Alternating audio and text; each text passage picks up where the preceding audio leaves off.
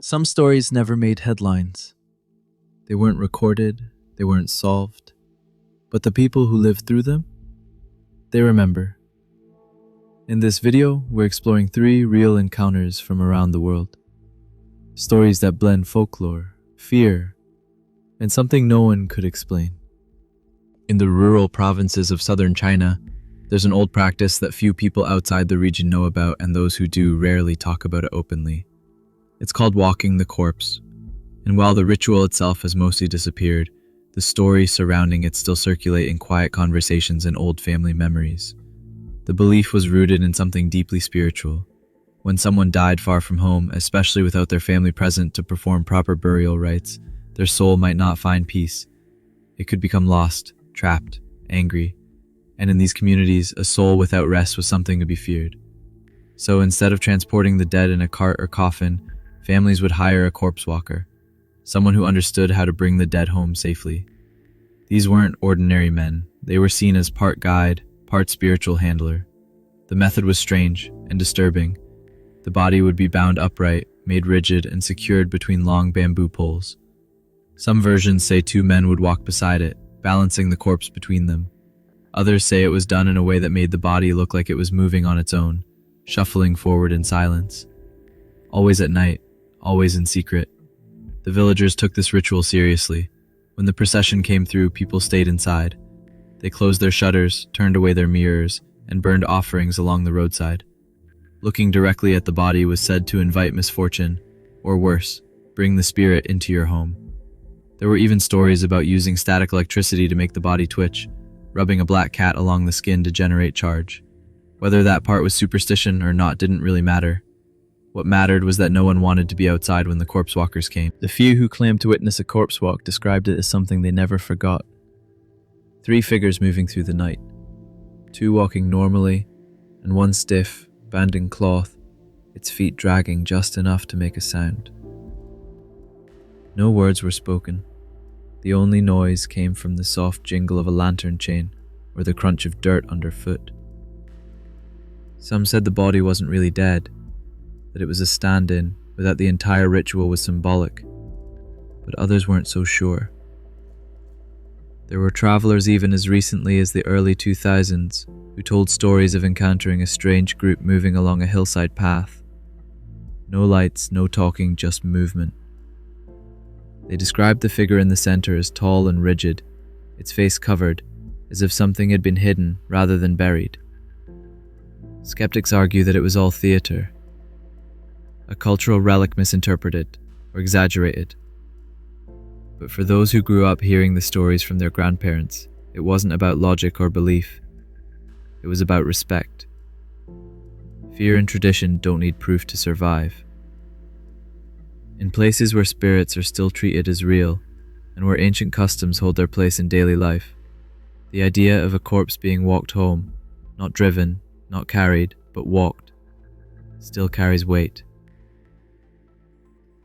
Some older villagers say the corpse walkers don't work anymore, but they might still be out there, hiding in modern clothes, taking routes where no one looks.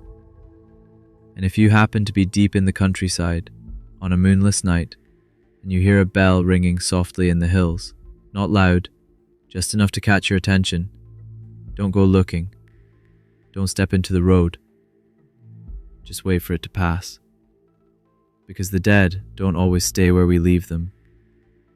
Sometimes, they're still walking home. In October of 1987, just outside Jakarta, in a place called Bintaro, 2 passenger trains collided in one of the deadliest railway accidents in Indonesian history. Over 150 people were killed and dozens more injured. The crash site was horrific.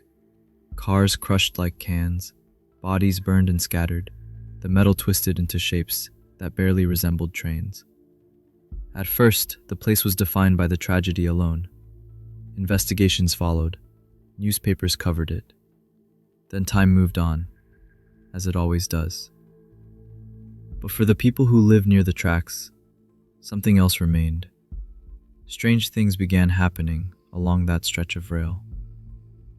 Not right after the accident, but gradually, almost as if whatever had been disturbed took time to wake up. Locals started to report ghost sightings, usually at night. Security guards said they saw people standing along the tracks in complete silence. When they approached, the figures vanished. Residents heard what sounded like a train passing at impossible hours. Lights bright, movement smooth. But when they checked timetables, nothing had been scheduled. The sounds would echo through the trees. Distant metal grinding, the low rumble of wheels over track. And then, nothing. No train, no headlights. Just an empty stretch of rail. Some say it was the spirits of the dead, still trying to reach a destination they never made it to. Others claim they saw passengers inside the phantom train. Blank stares, pale faces pressed against the windows. One man, a railway worker, said he saw a woman in white standing too close to the edge of the track. She didn't look up. She didn't speak. She just waited. When he stepped forward to warn her, she stepped back and disappeared before his eyes. Another employee said he heard footsteps behind him every night for a week, slow, deliberate, and stopping the second he turned around. People began to leave small offerings near the crash site. Candles, flowers, handwritten prayers. The ones who did this didn't speak much about it. But when asked, they'd just say, "It's for those who never got home." Not all of the victims were identified. Some were buried without names. Some, the locals believe, are still out there, walking along the tracks, boarding trains that don't exist, waiting for something that never comes. To this day, the Bintaro line still runs. Trains pass safely, stations function, life continues. But those who live nearby know better than to linger too long after dark, especially when the tracks start to hum and there's no train in sight. Because sometimes the dead still ride. In boarding schools across Nigeria, there's one story just about every student knows. And it's not written in any textbook. It's the legend of Madame Koikoi. Ask anyone who went to school there in the 80s or 90s, and they'll probably pause before they answer, maybe even glance over their shoulder, because this isn't the kind of story you tell casually. Madame Koikoi was said to be a teacher. Beautiful, strict, and always dressed sharply, with bright red heels that echoed through the school's tiled corridors. The sound of those heels clicking against the floor is where the name comes from. Koi, koi, koi. It was a sound that meant you were in trouble. It meant she was coming.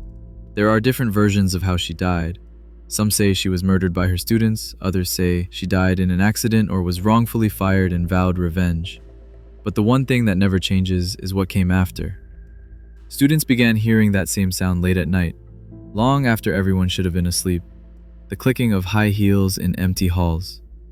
Doors would creak open, mirrors would fog up, a chill would pass through the room. Sometimes people said they saw her, a woman in red, face obscured, standing just beyond the edge of the dorm lights, and then gone. One girl claimed she woke up to find a figure sitting on the edge of her bed, humming. She thought it was a roommate until she noticed the shoes. Bright red, gleaming, perfectly still. When she sat up, the figure stood and walked away without a word, fading into the dark with each click of her heels echoing louder than the last. Koi, koi, koi. Some say she appears when you speak her name too often, or too carelessly. Others say she targets schools that were built on cursed ground. One thing is certain, students who mocked the story often found themselves encountering something they couldn't explain. A missing item returned in the wrong place. A shadow that shouldn't be there. A voice calling from behind a locked door. It's become such a part of school culture that even teachers who deny the story's truth have learned not to joke about it. In some schools, the older students pass down warnings to the younger ones. Don't stay out alone after lights out. Don't say her name more than once. And if you hear the sound of heels in the hallway, don't open your door. Just pull the covers over your head and wait. Madame Koikoi doesn't knock. She doesn't ask to come in. She's already there, somewhere in the dark, watching, waiting. And if she chooses you, it won't matter if you believe the story or not. You'll hear her coming, step by step, slow, steady, closer with every breath, until all that's left is the sound of her shoes, fading away.